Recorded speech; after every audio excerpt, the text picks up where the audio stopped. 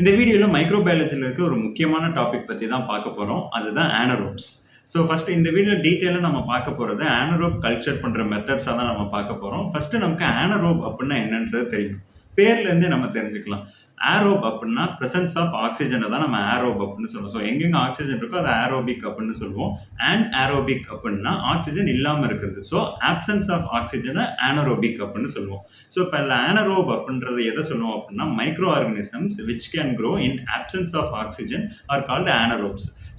Oxygen இல்லாமயும் வளரக்கூடிய அந்த மைக்ரோ ஆர்கானிசம்ஸ வந்து நம்ம ஆனரோப்னு சொல்லுவோம். ஏன்னா ஆக்ஸிஜன் நமக்கு எவ்வளவு முக்கியம் அப்டின்றது தெரியும். நம்ம எல்லாருமே ரெஸ்பிரேஷன் பண்ணும்போது ஆக்ஸிஜன் தான் நம்ம உள்ள இழுக்கிறோம். அவ்வளோ ரொம்ப முக்கியம். காத்து இல்லன்னா நம்மளால கொஞ்ச நேரம் கூட வாழ முடியாது. பட் இந்த காத்தே இல்லாம கூட எவ்வளவு நாளும் வாழக்கூடிய இந்த மைக்ரோப்ஸ தான் நம்ம ஆனரோப் அப்டின்னு சொல்றோம்.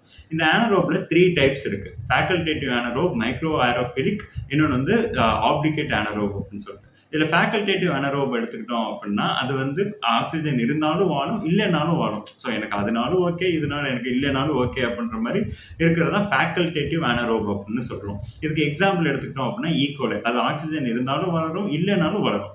இப்ப மைக்ரோ ஏரோஃபிலிக்ன்னு எடுத்துக்கிட்டோம் அப்படின்னா, அதுக்கு வந்து கொஞ்சமா வந்து ஆக்ஸிஜன் இருந்தா தான் வளரும். இப்ப நெறைய ஆக்ஸிஜன் இருந்தாலும் செத்து போயிரும். ஆக்ஸிஜனே இல்ல அப்படின்னாலும் செத்து போயிரும். வந்து கொஞ்சமா அதுக்கு வந்து ஆக்ஸிஜன் வந்து தேவைப்படும். அதுதான் மைக்ரோ ஏரோஃபிலிக். சும்மா எனக்கு வந்து சோறு மாரிலாம் வேணாம், நான் ஊறுகாய் மாரி தொட்டுக்கிறேன் அப்படின்ற மாரி இருக்கிற பாக்டீரியா நம்ம மைக்ரோ ஏரோஃபிலிக் அப்படின்னு சொல்லுவோம்.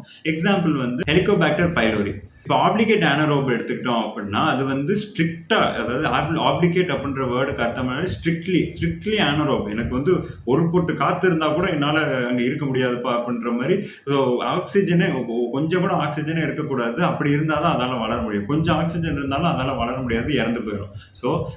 Microbes which can grow only in absence of ஆக்ஸிஜன தான் நம்ம ஆப்ளிகேட் அனரோப் அப்படின்னு சொல்லுவோம். இதுக்கு எக்ஸாம்பிள் வந்து பாக்டீரியாய்ட்ஸ், அதுக்கப்புறம் வந்து கிளாஸ்ட்ரிடியம் டெட்டனி, இந்த மாதிரி நிறைய இருக்கு. ஓகே. இப்போ நம்ம எதுக்காக இந்த ஆனரோப்ப பத்தி படிக்கணும்? ஏன்பா இருக்கிறத படிக்கிறதுக்கே நேரம் இல்ல. இதுல வந்து காத்தே இல்லாம வளர்ற பாக்டீரியாவ என்ன நம்ம முக்கியமா படிக்கணுமா? அப்படின்னா, கண்டிப்பா வந்து படிக்கணும். எதுக்காக அப்படின்னா, சில இன்ஃபெக்ஷன்ஸ் வந்து இந்த ஆனரோபிக் மைக்ரோ ஆர்கானிசம்ஸ் வந்து காஸ் பண்ணும். இப்ப எக்ஸாம்பிள் வந்து கிளாஸ்ட்ரிடியம் டெட்டனி எடுத்துக்கிட்டோம் அப்படின்னா, அது டெட்டனஸ் அப்படின்ற இன்ஃபெக்ஷன காஸ் பண்ணும். இது என்ன பண்ணும் அப்படின்னா, இப்ப நமக்கு வந்து ஏதாவது ஒரு வெட்டுக்காயம், இல்ல ஏதாவது ஒரு ஒரு ஆணி குத்திருச்சு, இந்த மாரி நடந்துச்சு அப்படின்னா, அதுல வந்து அந்த காத்தே உள்ள போகாத இடத்துல கூட இந்த பாக்டீரியா உள்ள போய் அங்க வந்து வளர ஆரம்பிச்சிடும். அங்கதான் காத்து எதுவுமே கிடையாதுல்ல. அப்ப ஈஸியா நல்லா வளர்ந்து இன்ஃபெக்ஷன் வந்து காஸ் பண்ணிடும்.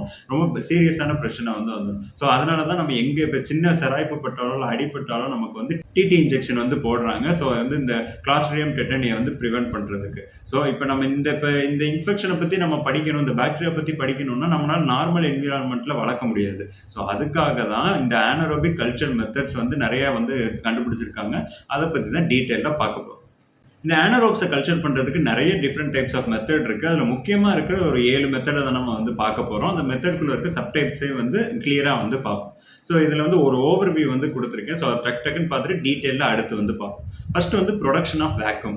வந்து ஒரு வேக்யூம் கிரியேட் பண்ணோம் அப்படின்னா நமக்கு ஆனரோப் கல்ச்சர் பண்றதுக்கு ஈஸியா இருக்கும். அது ஃபர்ஸ்ட் மெத்தட். செகண்ட் வந்து displacement of oxygen with other gas. வந்து ஆக்ஸிஜன் ரிமூவ் பண்ணி வேற ஒரு கேஸ் கொடுத்தோம் அப்படின்னா அப்பனாலும் நமக்கு ஆனரோபிக் அந்த என்விரான்மெண்ட் மெயின்டைன் ஆகும். அப்போ வந்து ஆனரோப்ஸ வந்து வளர்க்கலாம். இதுல வந்து கேண்டில் ஜார் மெத்தட், அதுக்கப்புறம் ஆனரோபிக் சேம்பர், அப்புறம் மெக்லன்டாஸ் ஃபைல்ஸ் அனரோபிக் ஜார். என்ன ஸ்பெல்லிங் இது? ஒண்ணுமே புரிய மாட்டேங்குது. ஓகே. இந்த ஒரு ஜாரும் இருக்கு.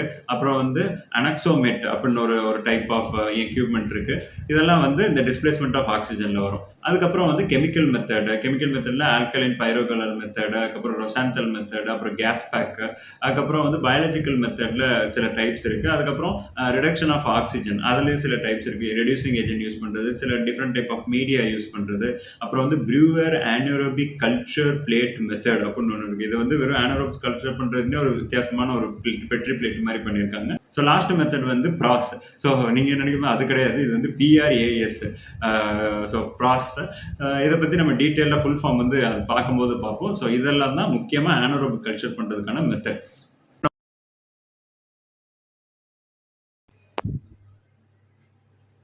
ஸோ இந்த ஆனரோபிக் பாக்டீரியா பத்தி படிக்கும்போது தான் ஒரு இன்ட்ரெஸ்டிங்கா ஒரு விஷயம் வந்து தோணுச்சு. நம்மள மாரி மனுஷங்களுக்கு இல்ல நெறைய உயிரினங்களுக்கு இந்த ஆக்ஸிஜன்றது எவ்வளோ முக்கியமான விஷயம். அது இல்லன்னா வாழவே முடியாது அப்படின்ற மாரி இருக்கு. பட் ஆனா சில பாக்டீரியாவுக்கு பார்த்தோம் அப்படின்னா, அந்த ஆக்ஸிஜன் தான் பெரிய பிரச்சனையே. அது இல்ல அப்படின்னா தான் அதால வாழவே முடியும் அப்படின்ற மாரி இருக்கு. ஸோ அதே மாரி தான் நம்ம லைஃப்ல நம்ம இம்பார்ட்டன்ட்ன்னு நெனைக்கிற ரொம்ப முக்கியமான சில விஷயங்கள் மத்தவங்க லைஃப்க்கு வந்து அது தேவையே இல்லாத ஒரு விஷயமா இருக்கலாம். இல்ல ரொம்ப டிஸ்டர்பிங்கா கூட இருக்கலாம்.